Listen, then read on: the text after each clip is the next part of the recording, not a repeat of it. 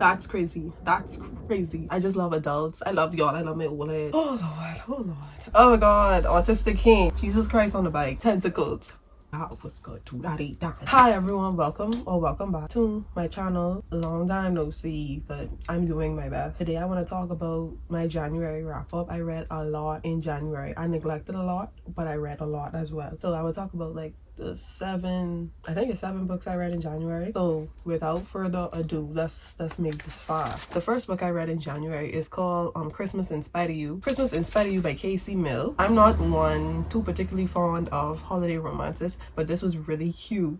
This was actually really cute. It was like Miss Christmas meets the Grinch, that type of timing that was on. And also but make it black. Cute. It was really cute. It was like a Hallmark vibes, false proximity, enemies to lovers type of romance thing going on. It was really cute. Well, this girl, her name is Noelle. Noelle basically strapped for cash. She rents her apartment as an Airbnb for the week during Christmas because she isn't supposed to be there. She's supposed to be spending time with her family, but she ends up getting sick, so she can't go anymore. And on top of that, she like strapped for cash, so she can't really be traveling back and forth. And so she ends up staying there, but she forgets to cancel the Airbnb reservation that this man made. Because of that, he ends up staying there the week of Christmas. He's this like very successful businessman. He rents Noelle's apartment, the entire agenda of one-upping the competition and making himself seem like the better option because his potential client lives in the same building as Noelle. And so he ain't going nowhere because like my clients, yeah, this was not the agreement. You would be gone and I supposed to be by myself. I end up feeling bad for her. He ended up threatening lawyers and all kind of stuff. So she said, okay, you could stay, no problem. Reluctantly he stays there. Reluctantly she lets him stay there, whatever. Yeah, for the week they just have to coexist.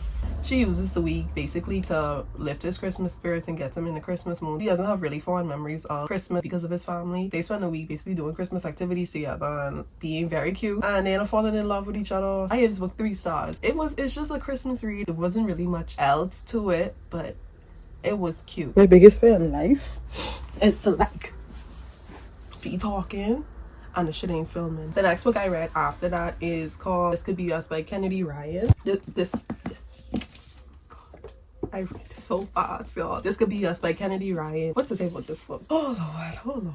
So this book follows one of the friends in the friend group from the previous book, Soledad. She's a planner. She's a housewife goddess. Like she has everything. She's the hostess with the mostest. Anything she could host, any type of event. Like she even have the perfect summer vinaigrette recipe and all that other stuff going on. Like she's like an ideal housewife. Like she lived for that role. That's like her. That's a thing. But then the life that she built, like slowly it starts to like unwind. The wool is slowly being removed from her eyes, and she see that this life that she has is ain't imperfect about this life. It's not what she thought it was gonna be like when she was younger. The man who she thought she was gonna be with forever and ever, he ended up being trash, like garbage juice, like the utmost diabolical garbage person ever. When that life goes up in flames, she left reeling because the man, he's the provider of the house. She left with these 3 girls and she need to make sure like they get the best out of life and that they're not too disrupted about what's currently happening with their father. And so she does everything that she can do, make sure they continue with everything that they have and the life that they have, despite the money not being there. And she slowly puts together the pieces of her own life. Process all this, she meets this man, Judah. Y'all, Judah, I see so, oh my God, he's perfect.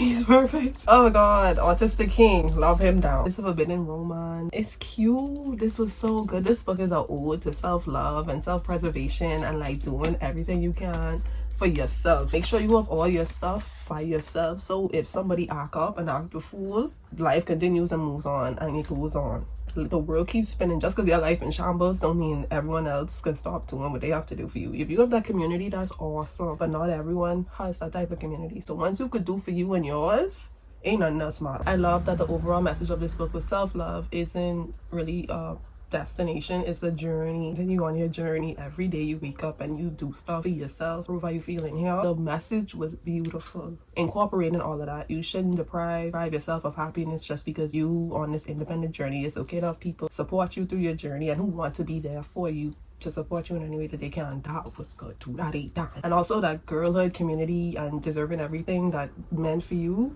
you deserve it.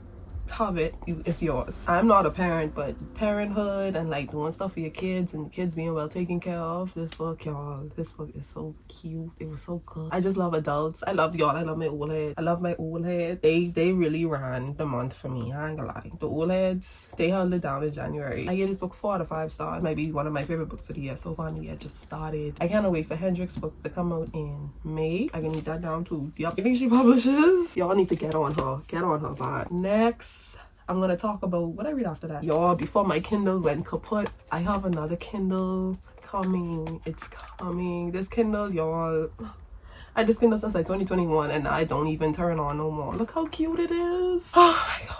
Like literally right after I posted a picture on Instagram, y'all should follow me on Bookstagram, by the way, the Kindle ain't turned back on after that. I say, wow, you really shy? That's crazy. Next, I want to talk about Role Playing by Kathy Yardley. I read it on my Kindle earlier this month before she went to wherever she went. Kindleina, I don't know where she is, but she's not here with us. Role Playing was about this another old head. This was reverse Grumpy Sunshine in the way that the lady was the grump and the man was the sunshine. Like, he was so sweet. He is sunshine in person. Like, he's so warm. What I liked about this book was that they were both introverts, socially awkward, a very quirky hobby at that particular age. Like, they both were gamers, like active gamers who play online. I think I've ever seen older people play like games like that. I've never seen it. It was cute. Maggie, and she's almost 50. She's a hermit. She's dealing with empty nest syndrome because her son just went off to college and it's just her in the house. She's a divorcee also. Her and her son basically make this arrangement that to be more social, like, or two of them would agree to be more social. In doing that, she has like a few poor social interactions and she just cut it off. She said, yeah, I done with people.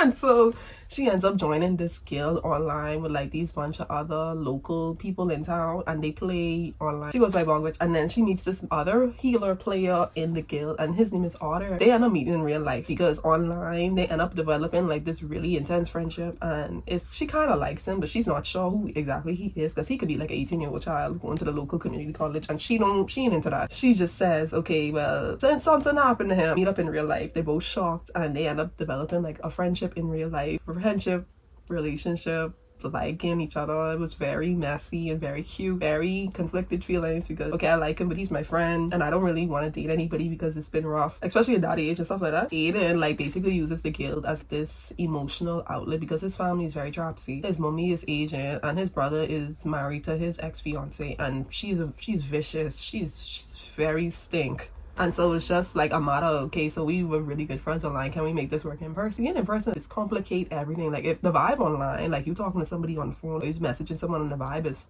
stellar. But when you meet in person and the vibe don't match, it's throw everything off. So they try to figure out like if they can make it work in person. And they do.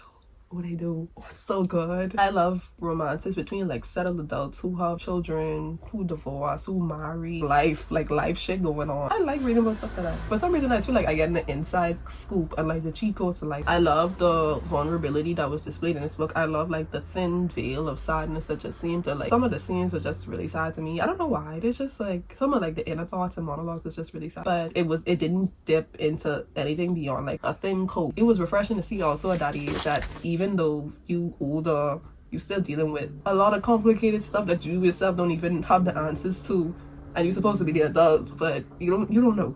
I like that. I gave this book 4.5 stars, I think. It was one of my favorite books of the other month. Y'all should definitely pick this up. It's on Kindle Unlimited. Kathy Yardley, y'all should read her. She's on Kindle Unlimited. She writes some really good books. So next, I want to talk about The Poppy War. This book, y'all, I had this book on my shelf from 2018. This book put me through the ringer. No, I lied. The second book. But this book, this was, oh my goodness, this was so crazy. This girl fucking crazy, y'all. Rin, crazy. Temperamental crazies. Like the worst kind of crazy if you ask me. The Poppy War basically follows Rin. And Rin is from like Runin.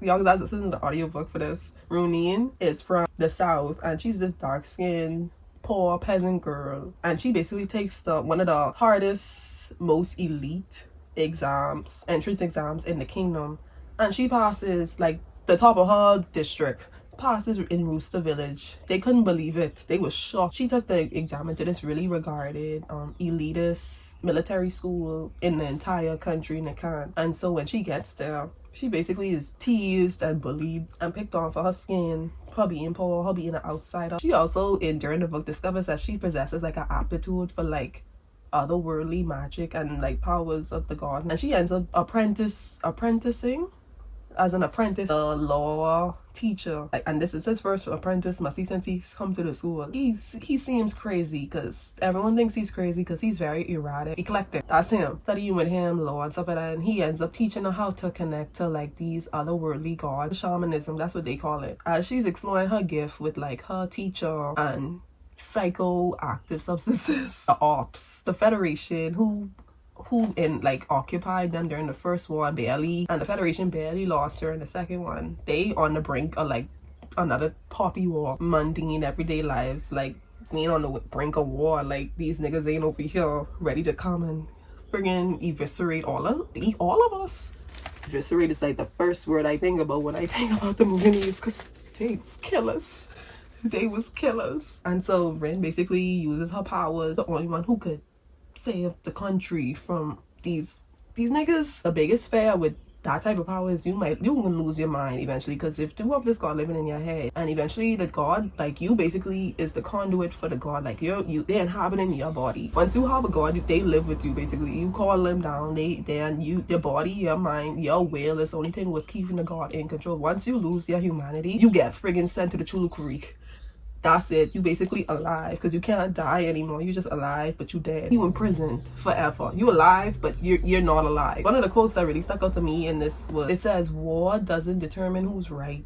War determines who remains. High stakes, friggin' angry gods, friggin' revenge. This book was everywhere. I gave this book 4 stars, and then after that, y'all, I read The Dragon Republic. This book continues the first Poppy War book, and I gave this book 5 stars. The revenge plotline in this book, down the military, the results of war, like how war impacts community, the climate, the people. Fire and water look so lovely together. It was a pity they destroyed each other by nature. Jesus Christ on the bike. If y'all read the book and y'all know who fire and water is, that, y'all, at the end of that book, I need therapy. Oh my god, I wish I did record how I was talking to my daddy about this book, y'all, because I was like, oh my god, what's wrong with this girl? She fucking crazy, y'all. Like, she really, and like, this book put me through the emotional ringer. It was more stakes, more revenge, more betrayal to the utmost power, bro. Y'all, once I read that book, and then after that, I read The Burning God, the 3rd book. I finished that the beginning of February, so this month I talk about that at the end of this month. Complaints to who do I send my bill for emotional damage? Because I need somebody to, like, I don't understand. You can't actively explain the series, bro. You have to read it for yourself to understand fully what is going on. There's so much happening. It's so much hurt and so much like destitution, famine, and so much death. I haven't read high fantasy in a while. Wow. That's what I can say, wow. So I gave The Poppy War 4 stars, and then I gave Dragon Republic 5 stars. You gotta come to end of February to see what I gave The Burning God. Or you could just check my Goodreads, but why? You don't want a surprise? You don't like surprises? So the last book that I read in January is called Cosmic Kiss by Cleo Evans. I gave this book 4 stars, y'all. It was like this alien polyamorous trio romance about Stella, and she's this rising burlesque dancer in her intergalactic space troupe, just doing her thing on stage, and she falls. She's tripping for her mates catch her, girl. Like, her 2 mates. It was monster romance. The main character was black. It was very creative. I've never read a monster romance like that before. Like, I don't think I've ever really read a monster romance. Y'all, one of the mates had tentacles, and the other one had 2 PPs. You ever see anything like that? I said, wow, this is what the girls are reading, because I went on TikTok and I just saw the recommendation pop up. She looked so excited, so I said, okay, let me read it. Let me try it. Ooh. I end up reading the 2nd book, y'all. I almost finished it now. I have like 50 pages left. Ooh, wow. That's crazy. It was cute. It was hot. It was I think they like monster romance eroticas. It wasn't much plot. It was just a lot of smut, like a lot of tentacle play. Wow. Like when everybody's together. Stella was with Zin. That's one of her mates. He's like the crown prince of that world she was in. And then Taurus, I think it's Miss Taurus, and Taurus is just some renowned government official, and she's just this dancer from Earth. Stella's with Taurus, Zin is with Taurus, Zin is with Stella, Taurus is with Stella. everyone's together. Some of the scenes, oh, I got it, y'all. I share it all my notes on Goodreads. I ate down. So thank y'all for watching my wrap up. I don't like to talk about my TBR because to be determined, to be read, but also to be determined. I have some lists on Goodreads if you want to check out what I think I'm gonna reread in, but you can look there if you want to. I'm gonna leave that. Oh my god, all these cars. Y'all, I hate living by the road. All of my socials down below so y'all can follow if y'all want to and see what I be up to on like the other spaces. But yeah, I hope y'all have an amazing day, and yeah, that's all it is. Bye. Oh.